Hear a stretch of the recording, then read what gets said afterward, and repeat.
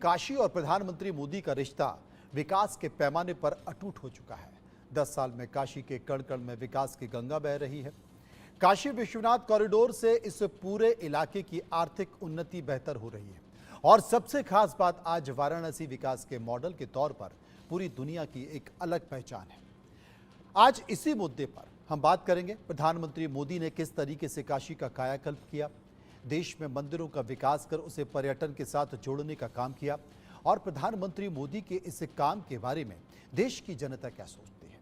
India news ने एक बड़ा सर्वे कराई है और इस सर्वे का पहला सवाल आपके सामने।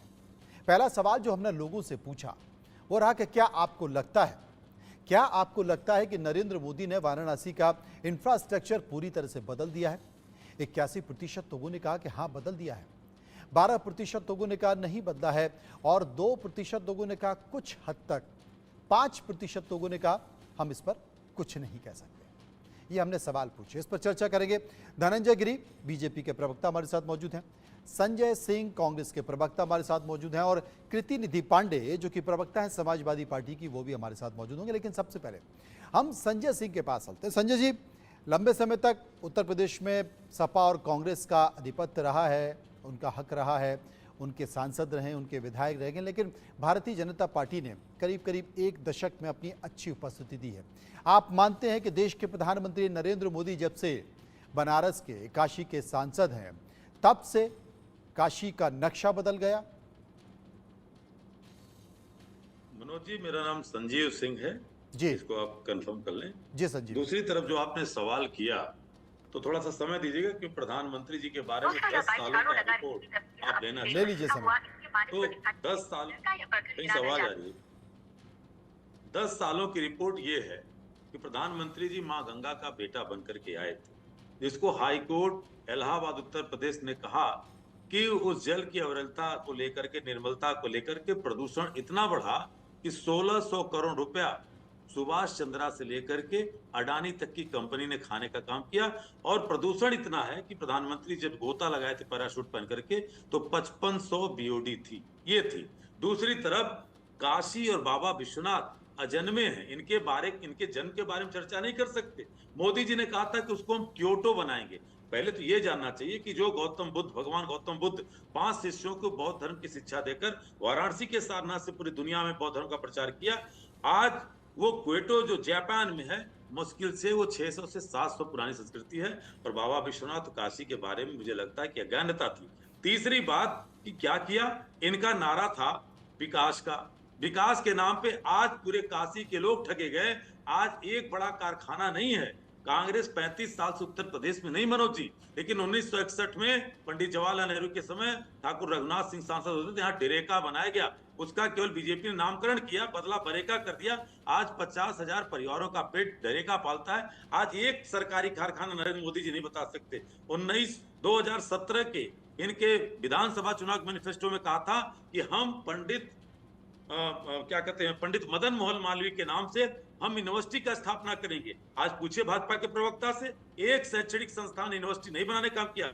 बीएचयू जो लगातार जिसके ऊपर 4-4 राज्यों का बोझ है, पूर्वांचल के कई जिलों का बोझ है, एक बीएचयू के बराबर एक वाकई आपने एक लंबी फहरिस्त गिनाने की कोशिश की संजीव जी। आप संतुष्ट हैं? मैंने आपको भरपूर समय दिया। कृत्रिम विकास को दिखा करके एक कृत्रिम विकास को दिखा करके क्या प्रधानमंत्री यही बताना चाहते हैं कि गंगा में क्रूज चलने लगी, जापान के वहां चाइना के झालर लटकने लगे, या 25 किलोमीटर की रोड बना दी? अरे इतना तो एक ब्लॉक प्रमुख तक करता उत्तर प्रदेश का कि 25 किलोमीटर की रोड बनाना।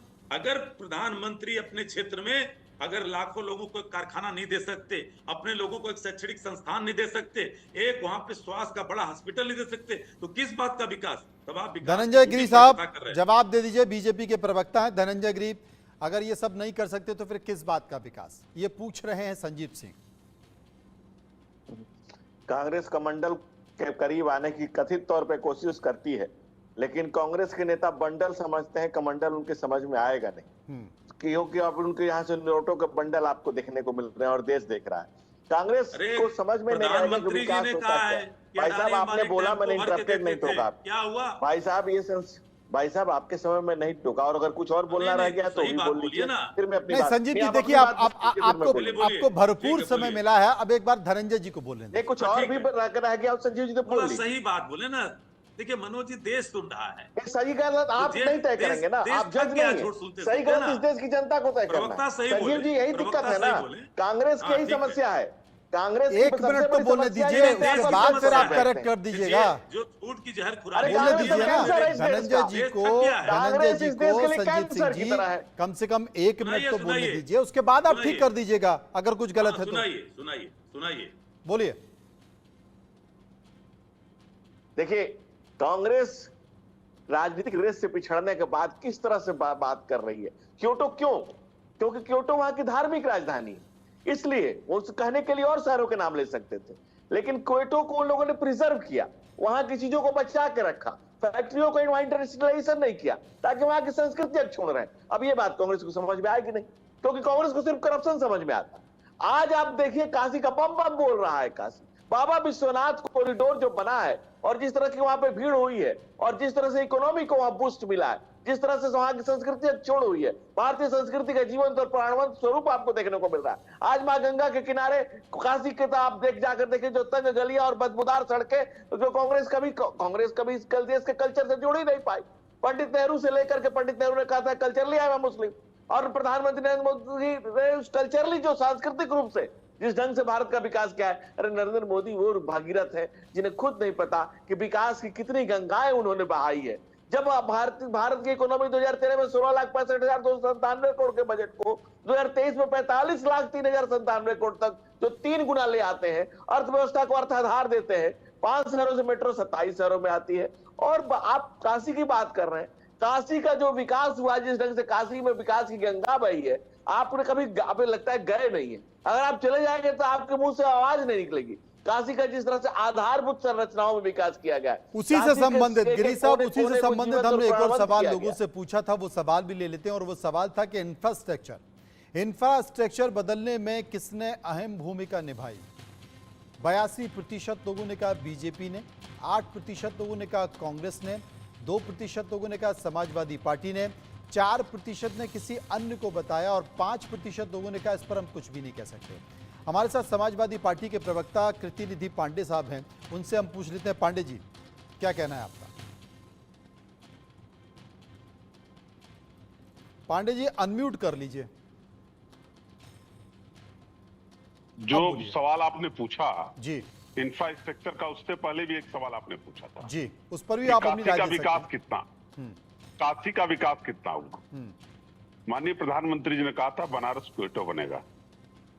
माननीय प्रधानमंत्री जी 10 साल से बनारस के सांसद हैं और इस देश के प्रधानमंत्री हैं। कोई बड़ी फैक्ट्री, कोई बड़ा कारखाना, कोई बड़ा उद्योग अगर बनारस में लगाए हो तो बता दें। और माननीय प्रधानमंत्री जी ने कहा था कि मैं आया नहीं, मां गंगा ने बुलाया है मुझे। क्या मां गंगा साफ हो गई? गंगा को साफ कर पाए? आज भी सीवरेज के पानियां गंगा में जा रही, उसके भी रोकने का इंतजाम प्रधानमंत्री जी अपने संसदीय क्षेत्र में नहीं कर पाए। पूरी गंगा साफ करने के बाद छोड़ दिए, केवल बनारस में नहीं कर पाए। बनारस में जल जमाव जिसका तस है, बनारस को जल जमाव से मुक्त नहीं करा पाए। और जो बात इंफ्रास्ट्रक्चर की है, कोई एक बड़ा प्रोजेक्ट बनारस का अगर हो तो भारतीय जनता पार्टी के प्रवक्ता बैठे हो, बता दें। कोई एक बड़ी योजना बनारस में हो तो बता दें। कोई बनारस में बड़ा स्टेडियम बन गया हो तो बता दें। कोई बनारस में बड़ी यूनिवर्सिटी बन गई हो तो बना दे। कोई बनारस में बड़ा मेडिकल कॉलेज बना हो, कोई एम्स स्थापित हो गया, कोई इलाज का बड़ी व्यवस्था हो गई हो जो पहले से चली आ रही है, वही बनारस के अंदर है। केवल बनारस के लोगों को प्रधानमंत्री जी ने गुमराह किया है। 10 साल में कोई बड़ी योजना देने का काम बनारस के अंदर नहीं किया। ये बड़ा संकेत आप बता रहे हैं जिसका जिक्र कर रहे हैं। सर्वे का एक और सवाल ले लेते हैं, उसके बाद मैं फिर आपके पास आऊंगा। सर्वे का एक और सवाल था कि क्या औरंगजेब ने मंदिर तोड़कर ज्ञानव्यापी मस्जिद का निर्माण कराया था? 70% लोगों ने कहा हाँ, 12% लोगों ने कहा ना, और 18% लोग थे जो इनमें से किसी भी विकल्प को चुनना नहीं चाहते थे। धनंजय गिरी साहब हमारे साथ मौजूद हैं। धनंजय साहब, जो सवाल यहाँ पर पांडे जी ने उठाया, उसके साथ साथ ये जो सवाल हमने लोगों से किया और लोगों की राय निकल कर आई, दोनों पर जवाब दे दीजिए। देखिए, पहले तो इस समझ का अभाव है। अगर हम काशी को क्योटो बनाना चाहते हैं, काशी को और अन्य जगह की तरह क्यों नहीं तुलना करें? क्योंकि क्योटो को जापान ने अपनी धार्मिक सहिष्णुता नहीं, के वो लिए, आपने धार्मिक कह दिया, वो आपने कह दिया। या तो आप पांडे जी ने जिन बातों का जिक्र कहा, पांडे जी ने ये कहा है कि मुझे कोई बड़ी परियोजनाओं का नाम गिनाना है, आप बता दें कि ये बड़ी परियोजना है। बाबा के मंदिर का जो जीर्णोद्धार किया गया है, जो विकास किया गया है, बाबा विश्वनाथ को, हम नाथों के नाथ विश्वनाथ मंदिर को, इस कॉरिडोर को, भारत की संस्कृति को, जो भारतीयता को जीवंत और प्राणवंत कर रहे हैं, उसको छोड़ करने की बात कर रहे हैं। हर शहर, हर घर, अगर आप बात करेंगे तो अन्य शहरों के 5 शहरों से 22 शहरों मेट्रो, जितना 40 करोड़ रुपए खाते हैं, 225 करोड़, कितनी विकास की आपकी गिनती गिना।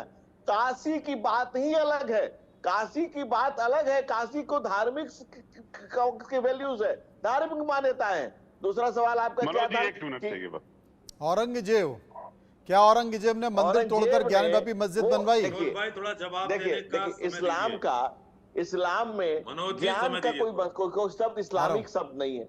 इस्लाम का ज्ञान से कोई मतलब नहीं है और वापी से भी कोई मतलब नहीं है। ज्ञान भारतीय शब्द है और वापी मतलब कुआं, ज्ञान का कुआं। और ये दोनों अगर इस्लामिक शब्द हो तो बता दें कुछ लोग। लेकिन इस देश में दिक्कत यह है कि कुछ लोगों ने मुल्क को किस मिल्कियत समझ करके और मुसलमानों को तुष्टीकरण करने के लिए सब कुछ ताक पर रख दिया। संजीव सिंह, कांग्रेस प्रवक्ता, जवाब। पांडे जी, मैं आपके पास आता हूं, संजीव सिंह के पास, उसके बाद फिर आपके पास। संजीव सिंह। मनोज जी, मैं ये कह रहा था कि मेरे भारतीय जनता पार्टी के मित्र को थोड़ा बता दूं कि काशी दुनिया की सबसे बड़ी सांस्कृतिक नगरी है और सांस्कृतिक राजधानी है। दूसरी तरफ जिस कॉरिडोर की बात करते, कॉरिडोर नहीं मनोज जी, वो कॉरिडोर बना।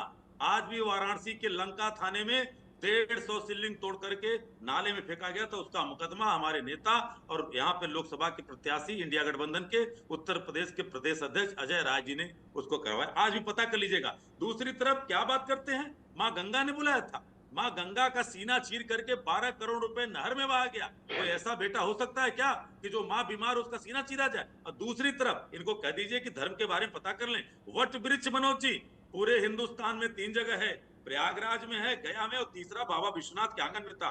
उस वट वृक्ष की पूजा होती थी, धार्मिक कार्य करते फेंक दिया। बाबा विश्वनाथ की चौकी हो तो इसको फेंक दिया। अरे ये लोग तो हर जगह भारत माता के नारे लगाते हैं, सबसे पहला भारत माता का मंदिर तोड़ा। ये क्या बात करेगा? भ्रष्टाचार की ये बात करते हैं। बंगारू जनता पार्टी के लोग भ्रष्टाचार पे बात नहीं कर सकते। जिनका राष्ट्रीय अध्यक्ष रक्षा सौदे में 2 लाख रुपए कैमरे प्लेटा पकड़ा गया, ये भ्रष्टाचार की बात करेंगे? आज प्रधानमंत्री जी कह रहे हैं कि अडानी अंबानी टेम्पो भर के पैसा देते थे। अरे प्रधानमंत्री जी, आपकी ईडी कहाँ है? अगर अडानी अंबानी आपको टेम्पो भर, पांडे जी आप अपनी बात कह लीजिए, तो कहाँ है? देखिए मनोज जी, जो बात लगातार गिरी जी कर रहे हैं, क्योंकि धार्मिक और सांस्कृतिक राजधानी है जापान की। डेवलपमेंट पे बात करें ना, काशी के डेवलपमेंट की बात हो रही है। काशी 2014 के बाद धार्मिक और सांस्कृतिक नगरी नहीं बनी। काशी शुरू से धार्मिक और सांस्कृतिक नगरी, 12 ज्योतिर्लिंगों में एक है काशी। और काशी नगरी को मोदी जी ने डेवलप नहीं किया। जो डेवलपमेंट करना है, शैक्षणिक क्षेत्र में कोई डेवलपमेंट हो, एक काम कोई बता दे। चिकित्सीय क्षेत्र में कोई डेवलपमेंट हो, उसको बता दे। जल जमाव की समस्या खत्म हो गई हो, उसको बता दें। सीवरेज ट्रीटमेंट प्लांट लग गए हो, सीवरेज के पानी मां गंगा में न जा रहा हो, उसको बता दें। रेल के क्षेत्र में कोई डेवलपमेंट किया हो मोदी जी ने, उसको बता दें।